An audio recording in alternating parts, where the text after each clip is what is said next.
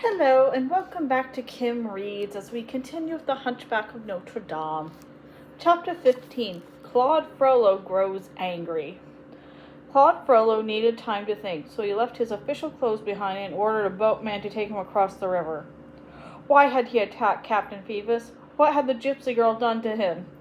As he walked farther from the center of Paris, bitter thoughts filled his mind. The captain was back. What was happening? What was going to happen now? Now that Esmeralda was at Notre Dame, exactly where he had wanted her all along. There were many places in Paris where a criminal could go to avoid being arrested. These were known as sanctuaries. The king's guards were not allowed to enter them. They were the perfect place to hide. The only problem with the sanctuary was that a criminal could not leave.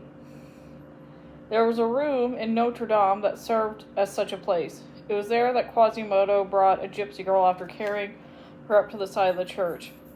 When she awoke, Esmeralda looked around. All kinds of thoughts rushed around her mind at once. She knew she was in Notre Dame, and she knew that Quasimodo had helped her. "Why did you save me?" she asked him. Quasimodo looked kindly at her and quietly left. Esmeralda did not know what to do. She knew that Phoebus was alive. She had seen him, but he must no longer love her, or else he would not leave her to punishment like this. Quasimodo knocked, and Esmeralda opened the door. She could not say anything. He handed her a basket of food and said, "It's okay. You're safe here. During the day you must stay in this room, but at night you can walk around the church. No one will know." Before she could say anything, he left suddenly. Then something brushed up against her leg. It was Jolly. Quasimodo had saved her too. She cried and hugged her lovely little goat. When the sun went down, she left the safety of her small room. The next morning, Esmeralda woke to find Quasimodo looking at her from the window. "Oh," she said and waved to him, "please come in." But because he could not hear, Quasimodo thought she wanted him to go away. "No, no," she waved her hands again. "Come in, come in." And so Quasi entered her room, and they stood there before looking at each other. She saw his one eye, his hunchback, and his crooked legs up close. "I am deaf," he said at last. Esmeralda nodded. Quasimodo said, "You can speak to me with signs, and I can read your lips." "Very well. Why did you save me?" she asked. Quasimodo looked carefully at her pretty face. "I tried to carry you off that night, but you helped me that day anyway. You gave me water. You were so kind." He stood up to leave, and she made a sign for him to stay. I must not. I have to work." He handed her a silver whistle. "You can call me with this. It's of a pitch I can still hear." And with that, he left her alone. Time passed. Esmeralda started to feel quite at home in her safe room. The bad memories of the past started to fade. She grew to love the sights and sounds of Notre Dame. Like Quasimodo, the church became her whole world. The priests, the people who prayed, the walls, and especially the bells, they were her favorite. Quasimodo became a good friend. They spent a lot of time together, but one memory refused to go away. Phoebus. She cared for him more than ever.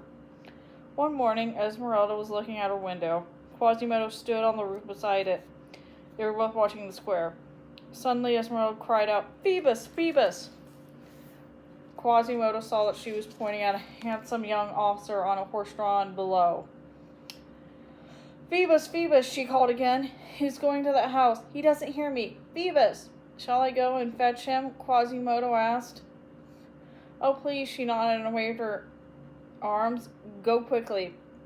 By the time Quasimodo made it to the square, the soldier was gone. He waved up to Esmeralda and motioned that he would wait until Phoebus came out of the house. Many people came and went. They were preparing for a celebration. The whole day passed this way. Quasimodo waiting, Esmeralda in the window, and Phoebus nowhere to be found. Night fell. Candles were lit in the windows of the house. Quasimodo could see people dancing inside. Had he not been deaf, he would have heard the music too. It grew very late, but Quasimodo waited. Great clouds hung in the dark sky and covered up the stars. Then above him, two people came out of the balcony. It was Phoebus and Fleur-de-Lis.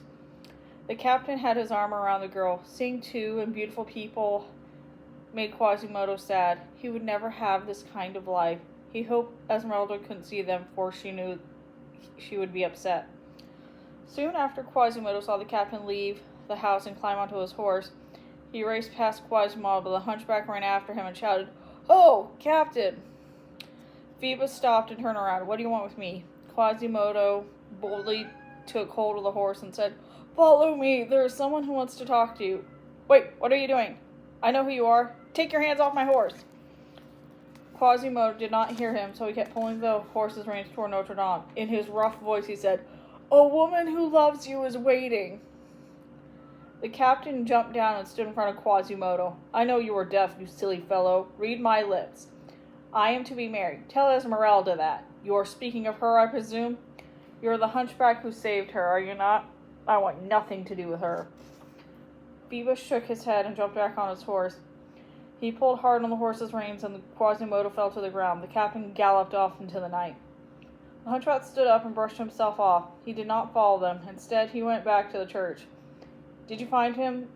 Esmeralda asked. "I did not," Quasimodo replied. "You should have waited all night," she shouted. "Go away, then. Just go." Esmeralda was very unhappy with Quasimodo. He didn't want to upset her anymore, so he stayed out of her way. When she awoke each day, her breakfast was already there.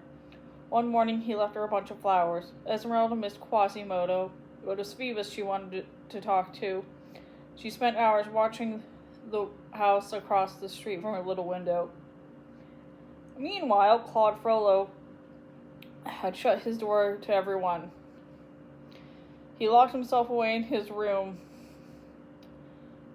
with his books and potions. He would not even open the door for Jeanne. He thought about Esmeralda day and night. One day his anger boiled up so much that he put his cloak, hung his keys from his waist, and left his secret hideaway. "She has ruined my life," Claude Frollo thought. Esmeralda was asleep in her room. The sound of the door opening woke her, and she shut her eyes extra tight. "It must be the priest," she thought. "Quasimodo would never enter my room without knocking." "Go away," she yelled. "Get away from me." Claude Frollo grabbed her arm and said, "It's time for you to come with me. I am going to teach you a lesson. You have put a spell on me, you witch." "No, no," she cried. Jolly bleated. Esmeralda pushed Claude Frollo away and blew hard on the silver whistle Quasimodo gave her. Suddenly, Claude Frollo felt a very strong arm pull him away from the gypsy girl. It was Quasimodo. The two began to fight. Quasimodo did not realize it was Claude Frollo until the moonlight shone on his face. He stopped fighting instantly and said, "Claude Frollo, I am sorry." The priest kicked him once more, but now they were in the hallway, and Esmeralda had locked her door. Claude Frollo stumbled down the stairs. "This is not over," he thought. "I will get her for what she has done to me." Quasimodo's stomach hurt where Claude Frollo had clipped him. He stood up and held it tight, the whistle on the floor outside Esmeralda's room. He picked it up and knocked quietly on the door. "It's me, Quasimodo." Esmeralda opened the door and started to cry. "Thank you," she said as she took the whistle. Then she threw herself on the bed and sobbed.